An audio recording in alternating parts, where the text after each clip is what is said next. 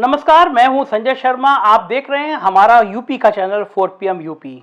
थोड़ा कंफ्यूज मत होइएगा, हम लोगों के दो चैनल हैं। एक 4PM न्यूज़ नेटवर्क के नाम से है जो नेशनल चैनल है, जिस पे हम लोग डिबेट करते हैं, देश के अलग अलग मुद्दों पे बात करते हैं। उसका नाम नेशनल चैनल का नाम 4PM न्यूज़ नेटवर्क है, उसको सब्सक्राइब करिए। ये चैनल हमारा यूपी का है। हम यूपी के जिले जिलों में अपने बेस्ट रिपोर्टर तैयार कर रहे हैं, बहुत बेहतर रिपोर्टरों की तलाश कर रहे हैं जो आपके जिले की खबर आप तक पहुंचाए। बात करते हैं बलिया की। बलिया में एक घटना घटी है जिसने पूरी सरकार की साख पर सवाल खड़ा किया है। बलिया में नकल हो रही थी, पत्रकारों ने नकल का पेपर छाप पकड़ लिया, पेपर छापा। अमर उजाला के पत्रकार थे, बताया, डीएम ने कहा मुझे व्हाट्सएप कर दो, डीएम को व्हाट्सएप किया और डीएम साहब ने उठा के उन पत्रकार को बंद कर दिया। अब आप सोचिए, अमर उजाला जैसा बड़ा पत्रकार, कोई छोटा पत्रकार नहीं, छोटे जिले का संवाददाता नहीं, उसको उठा के बंद कर दिया। आज 3-4 दिन हो गए हैं, जेल में बंद है। छोटी बच्ची रो रो के विलाप कर रही है, देखिए कैसे बिलख रही है। अंकल जी प्लीज मेरे पापा को छोड़ दीजिए, मेरे पापा कोई कसूर नहीं है, मेरे पापा ने कुछ नहीं किया है।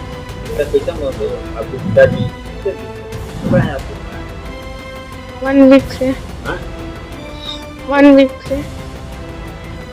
पता नहीं है कहाँ कितना परेशानी हो रहा है। बहुत।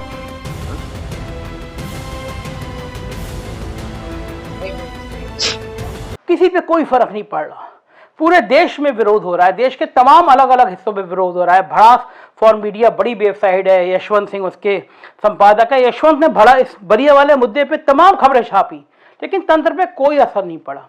आप समझने की कोशिश करिए कि कितना जरूरी है कि लोकतंत्र को बचाए रखने के लिए ऐसे पत्रकारों का साथ खड़ा होना, क्योंकि ऐसे ही वो पत्रकार हैं जो सच का आईना लेते हैं।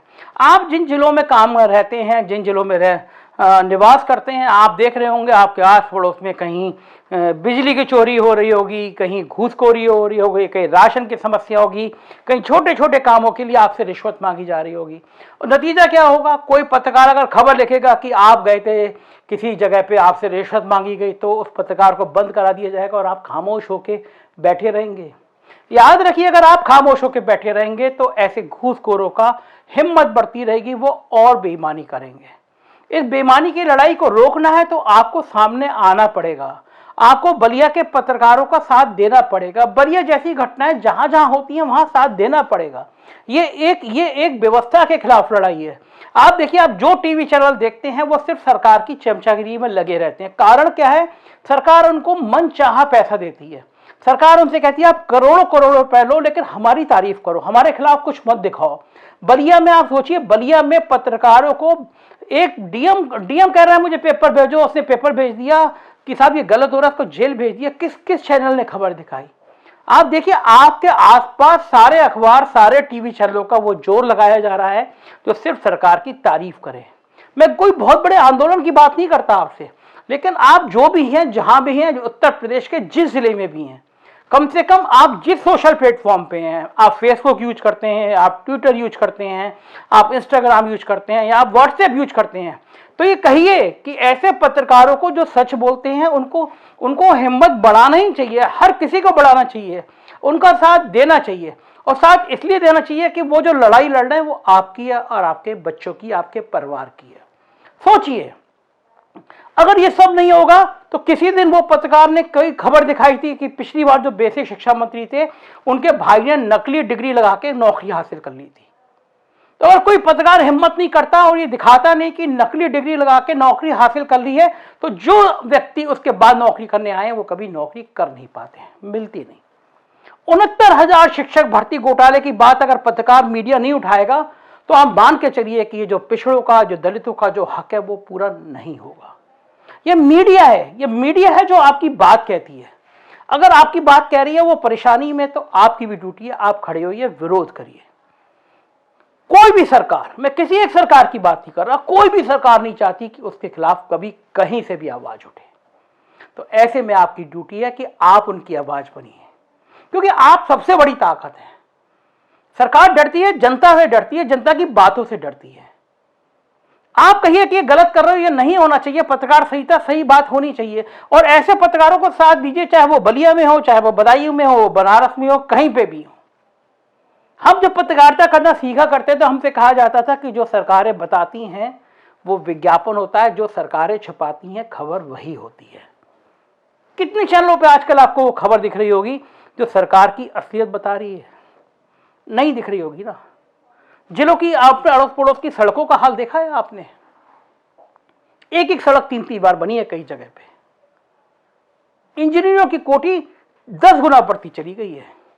आप में से तमाम जने ऐसे होंगे जो जानते होंगे कि आपके जिले का आबकारी अधिकारी, आपके जिले के खंड विकास अधिकारी या आपके जिले का डीएसओ, उसकी कितने करोड़ों रुपए की संपत्तियां बढ़ी हैं। किसी ने अपने बाप के नाम पे, किसी ने चाचा के नाम पे, किसी ने मामा के नाम से, किसी ने नौकर के नाम से अवैध संपत्तियों का साम्राज्य खड़ा कर लिया है। तो इनका भंडाफोड़ कौन करेगा?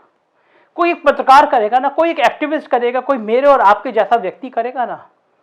समाज में ऐसे लोगों का आना बहुत जरूरी इसलिए भी है कि अगर ये नहीं होंगे तो सत्ता, कोई भी सत्ता हो, वो निरंकुश हो जाती है।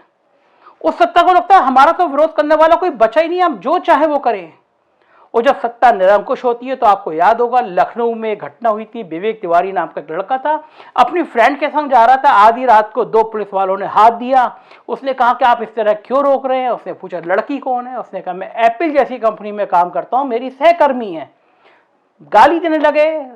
नौजवान ने कहा गाली मत दीजिए। पुलिस वालों ने निकाल के रिवॉल्वर गोली मार दी। मैं इसलिए कह रहा हूं कि व्यवस्थाओं को अंकुश लगाने के लिए कुछ ताकतें बहुत जरूरी हैं। न्यायपालिकाओं को हल क्या है आप जानते हैं, आप समझते हैं, मुझे बताने की जरूरत नहीं है। तो आपकी सजगता, आपका मजबूत होना इस लोकतंत्र के लिए इसलिए भी जरूरी है कि कुछ बुनियादी मुद्दे हैं। अगर लोकतंत्र बचेगा तभी आपके बच्चे को नौकरी मिल पाएगी, लोकतंत्र बचेगा तभी आपको अस्पताल में दवा मिल पाएगी, और तभी आपका बच्चा स्कूल जा पाएगा।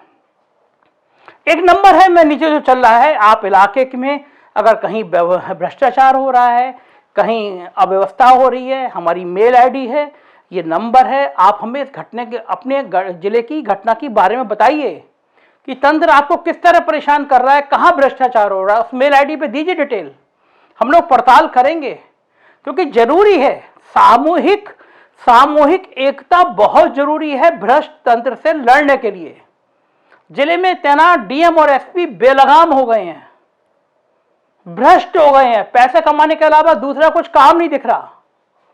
ऐसे में आपकी जो सजगता है, आपकी जो तेज तर्रार है, रुख है, वही व्यवस्था को बदलाव ला सकता है।